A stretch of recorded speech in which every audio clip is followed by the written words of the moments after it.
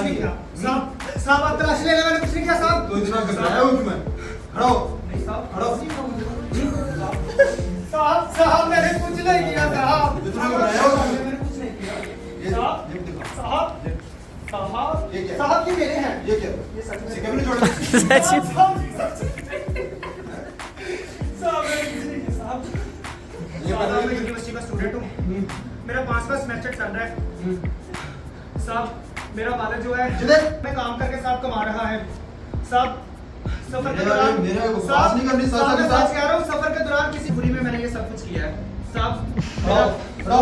साहब मेरा सपना है एक दिन मैं एक बड़ा और तारीखदार का ओनर बनूंगा साहब। साहब मैं लोगों कौन सी यूनिवर्सिटी में? साहब पंजाब यूनिवर्सिटी में साहब। कौन सी? साहब ये पंजाब यूनिवर्सिटी साहब, ये बात रोड पे साहब। साहब सच में है साहब। साहब मेरे आगे साहब मैं सच कह रहा हूँ साहब, किसी से पूछ ले है नहीं। हाँ, है, वहाँ पे है। साहब उसके साथ एग्जामिनेशन हाल है साहब, वहाँ पे मैंने पेपर दे। किसको पैसे देने तूने? किसको देने? साहब एडमिशन के पैसे देने किसको साहब, देने? यूनिवर्सिटी में